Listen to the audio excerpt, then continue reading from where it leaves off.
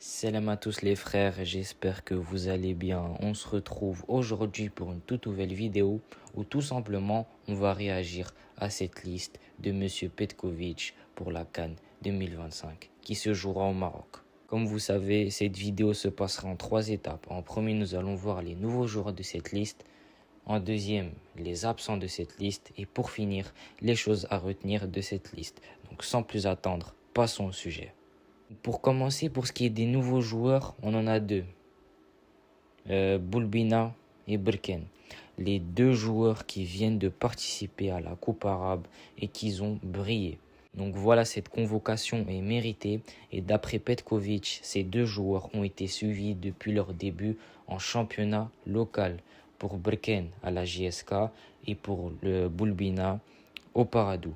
Donc voilà, c'est très intéressant de voir ces deux joueurs, surtout de voir Boulbina cette CAN parce que je le répète, Boulbina sera une arme pour cette CAN parce que c'est un profil différent, c'est un profil qu'il nous faut en sélection parce que c'est un ailier gauche de métier et c'est un ailier gauche qui percute et qui a sang-froid devant le but.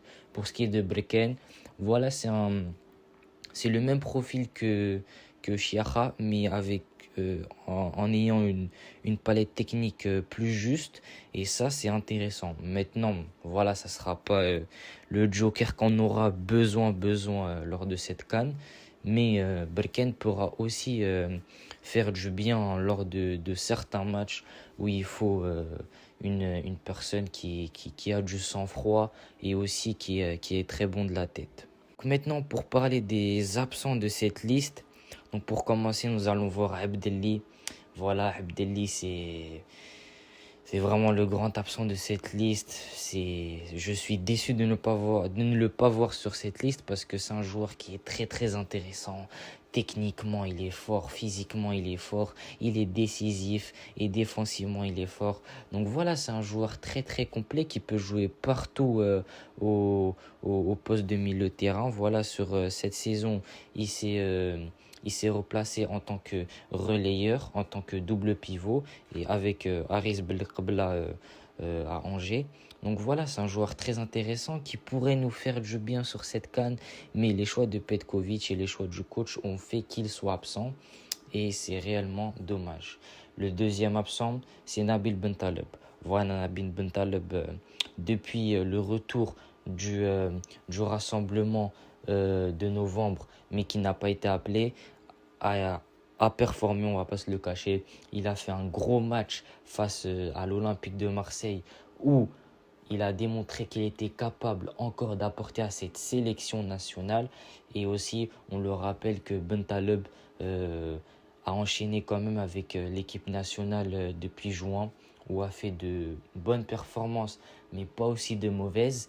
Donc voilà, c'est un absent de cette CAN-là et c'est vraiment dommage de ne pas le voir sur cette liste. Et pour finir, de la part des absents, je dirais Badreddine Bouanani. Voilà, pour moi, c'est pas réel absent, mais certaines personnes disent que c'est un absent. Moi, je vous mens pas sur son poste. Il n'est ni le premier choix, ni le deuxième et ni le troisième, malheureusement. Voilà, certes, il est décisif, mais il n'a pas du temps de jeu avec son club. Donc voilà, c'est la concurrence qui parle. Et malheureusement, il n'a pas été sélectionné pour le dernier rassemblement, ni pour ce rassemblement, pour cette CAN, pour cette compétition. C'est malheureux pour lui, mais c'est la cruauté du football et c'est la réalité aussi du football qui fait que si tu performes pas, tu joues pas. Et j'espère qu'il reviendra parce que c'est un joueur qui a, comment dire, qui a un bon talent, qui a un très bon talent, mais qui n'arrive pas à exploiter son 100% de son talent. On espère pour lui que ça va aller mieux d'ici les prochaines années et d'ici les premiers mois parce que on le rappelle que à la fin de cette saison, il y a une Coupe du Monde à jouer au Mexique, aux États-Unis et au Canada. Donc pour les choses à retenir de cette liste, donc on voit que Petkovic a pris 10 défenseurs.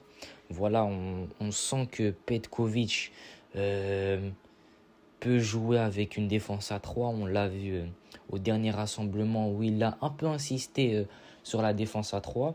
Peut-être pourquoi pas jouer avec une défense à 3, démarrer avec une défense à 3 pour le match contre le Soudan, à voir. Mais sinon, ça serait très intéressant. Donc voilà, les choses aussi à retenir, c'est qu'il a très bien vu et très bien analysé la compétition, la Coupe arabe. Voilà où il a su ramener de nouveaux joueurs. Et aussi les choses à retenir de cette liste, c'est que c'est une liste cohérente avec, avec une moyenne d'âge de 25 ans à peu près. C'est très intéressant. Voilà, on voit que Petkovic a mélangé expérimenté et nouveaux joueurs, jeunes joueurs et un peu de joueurs très expérimentés. Donc voilà, j'espère que cette CAN va bien se passer, Inch'Allah. On va performer et pourquoi pas aller chercher cette Coupe d'Afrique au Maroc pour embaucher notre troisième étoile. Et pour ce qui est de la préparation de la CAN, je ferai une vidéo sur cette préparation. Donc je vais analyser le groupe, dire mon opinion et dire aussi mon pronostic sur cette CAN. Donc voilà, j'espère que cette vidéo vous a plu. N'hésitez pas à liker, commenter, partager, à vous abonner, ça me fait énormément plaisir. Et sur ce, je vous dis salam.